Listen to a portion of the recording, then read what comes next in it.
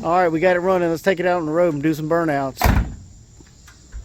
After working several days in a 90-degree heat, we feel like we actually got somewhere on this Chevelle. Now, if you're not familiar with this project, you can go back and check out my previous videos and see where we came from. Basically, this thing had been sitting for 26 years and hadn't been on the road since. We had went through the brakes, we realized we had an oil pressure problem, and we had solved that. We temporarily installed the oil pan to verify the oil pressure, that it was correct, and now it's time to put everything back together, freshen up everything, do some tuning, and get this thing on the road. It's my favorite part of the whole project.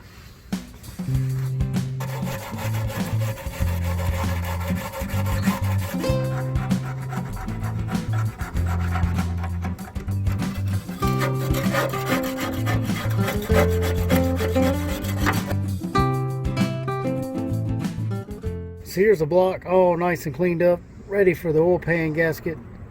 And we're going to get that on there and get the oil pan back in.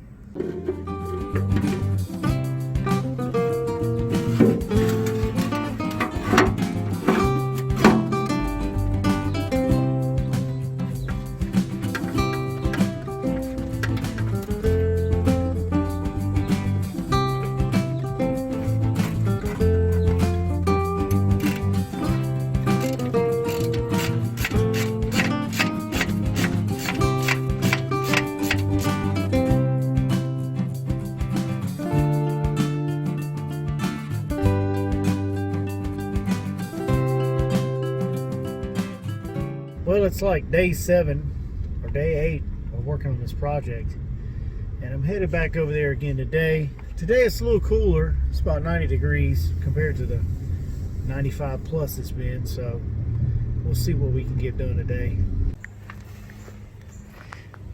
You ain't got this thing running yet? Now, another issue that we're going to address while we're at it, of course it's a problem, was we had a broke engine mount. And as you can see, it don't look too good, and we have to replace it. Now, my dad, he went ahead and bought one of these replacement ones, but if you look at it, it just don't look right. This is in the way. We don't have that here. And if you notice the width here, this is a lot wider right here than this, and that's just not going to work. So I've actually looked up the part number for one of these, and this seems to be the same as a 66 to 74 Impala with the big block engine. So we're going to go inside to the auto parts store, and we're going to see if we can get this piece and see how well it matches up to the original. And here we have the correct motor mount, and as you can see, 2 3/8, 2 3/8, and this is actually for a big block Impala. So we're going to go ahead and get this thing in.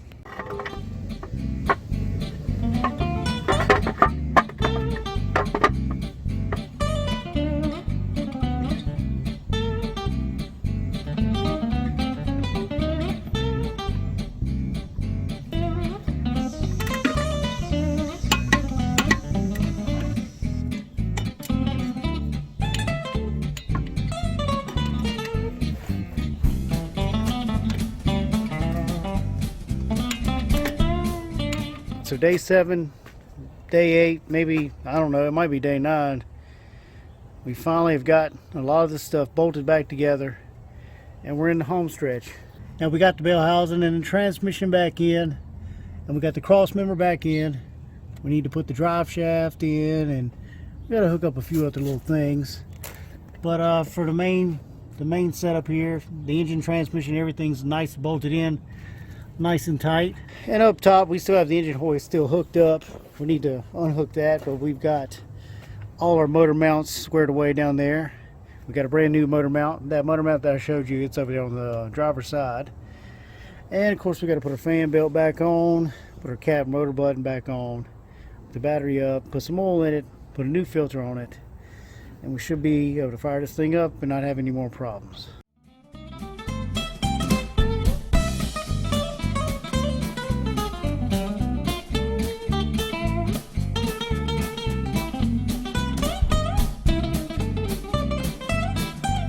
We got a squirrel up there cutting nuts down on top of us.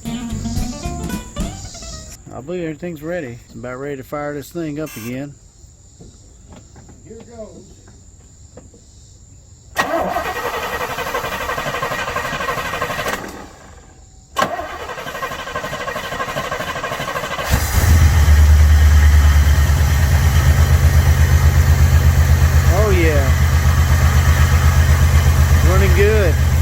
We're gonna put the timing light on here and check the timing real quick. I believe the timing's off. Looks pretty good underneath there. I don't see any oil leaks. Nice and dry, nice and dry. So this thing's been running for a few minutes and it's still right there at 48 to 50 at idle. That's where it should be, not at 130 or where we had it before. We don't have any kind of oil leaks underneath at the filter or at the pan. So that pressure relief valve definitely was our problem. We got it straightened out. It's kind of hard to see down in there, but the timing's a little off. It's a little too far advanced, maybe by 8 to 6 degrees. We're going to need to adjust that out, get it back to the 4, which I believe is what the factory calls for, and this thing probably run just a little bit better. All right, we got it running. Let's take it out on the road and do some burnouts. That's the next thing, right? We get the timing set and do burnouts. All right, hold it right there. 24 and 6 right there. I guess that's pretty tight. But it sounds pretty good. Really flat. Really flat. That's carburetor. Oh, is it? Yes. Start it back up again.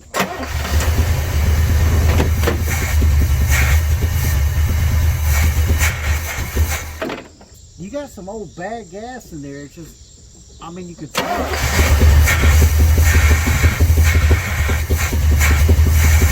it up.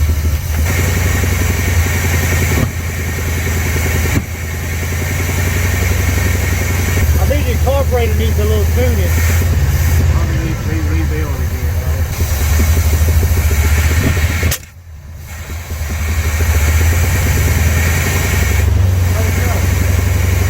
Now that we got this thing back running, we're going to start working on some little minor things here.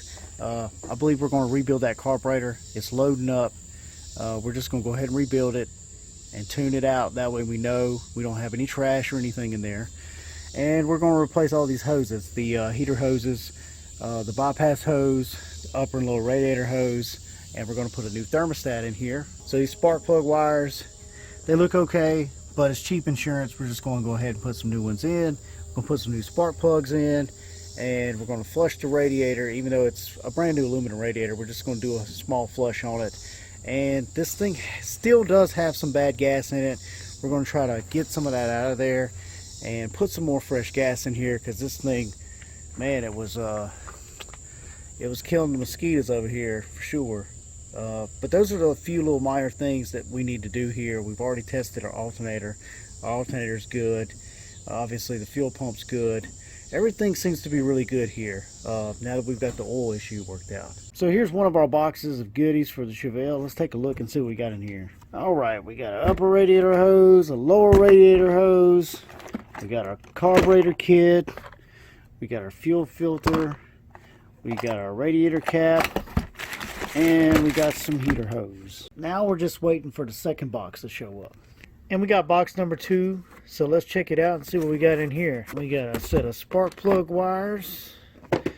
We got another heater hose. We got thermostat housing gasket. We got a brand new thermostat. We got an output shaft seal for the transmission. And we got an air filter. So with all those parts in those 2 boxes, we got to be able to get this thing nice and freshened up. Well, I guess we'll go do a parts delivery in the Bentley.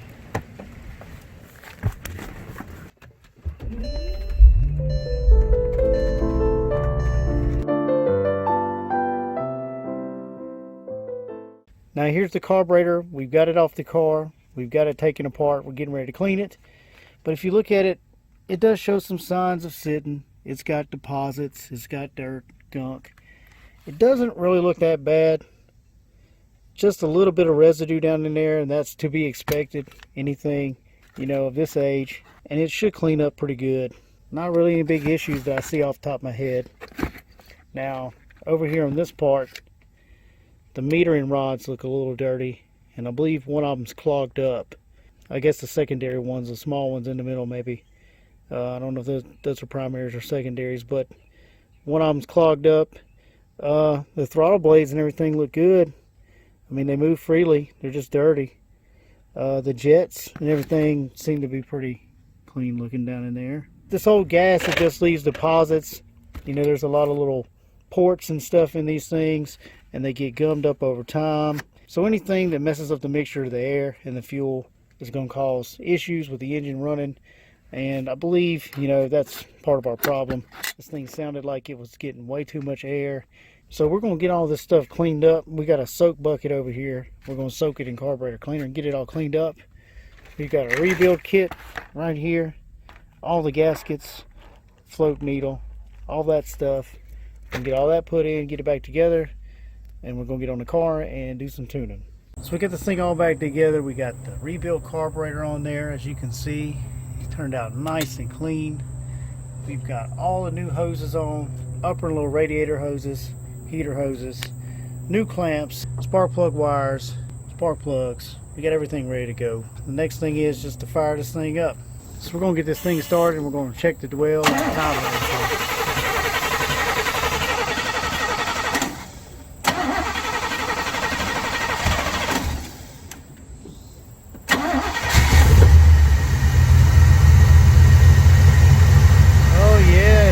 Good.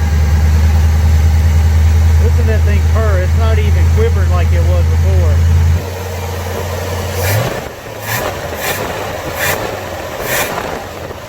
Oh yeah, this thing's running good.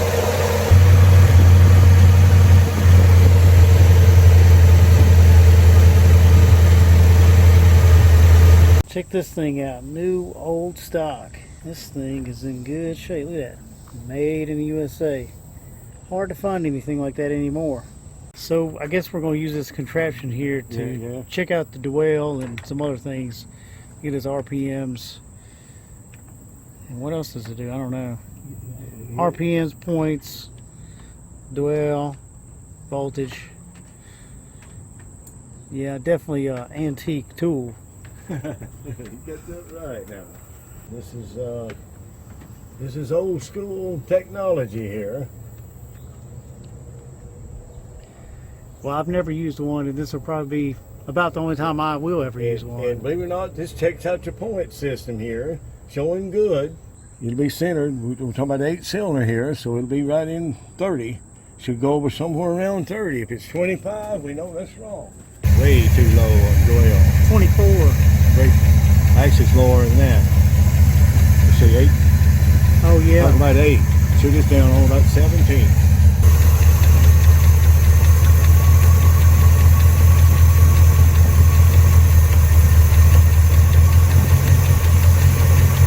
You getting there? You getting there? 30 right there. That's it.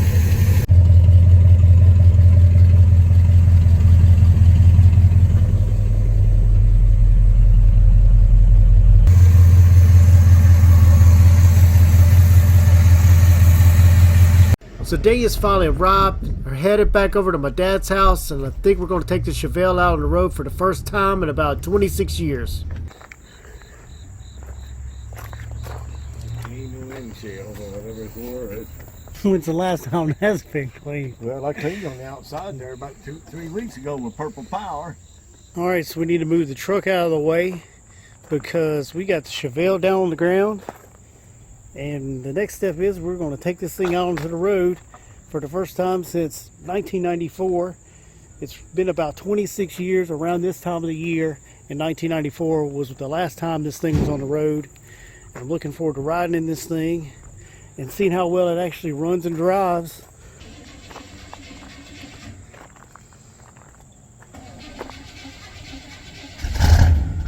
No pressure.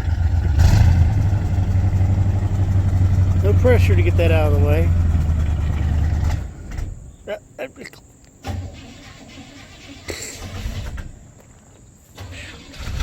Still got some old bad gas in there.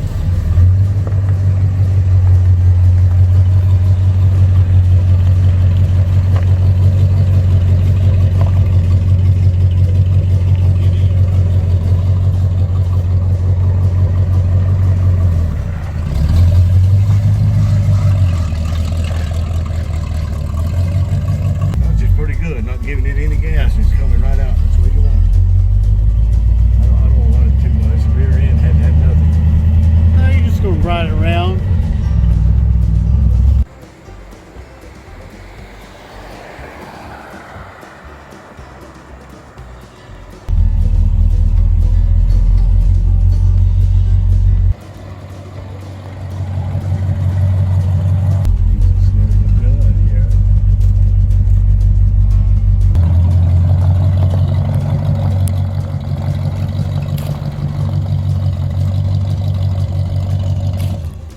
Alright, it's my turn now.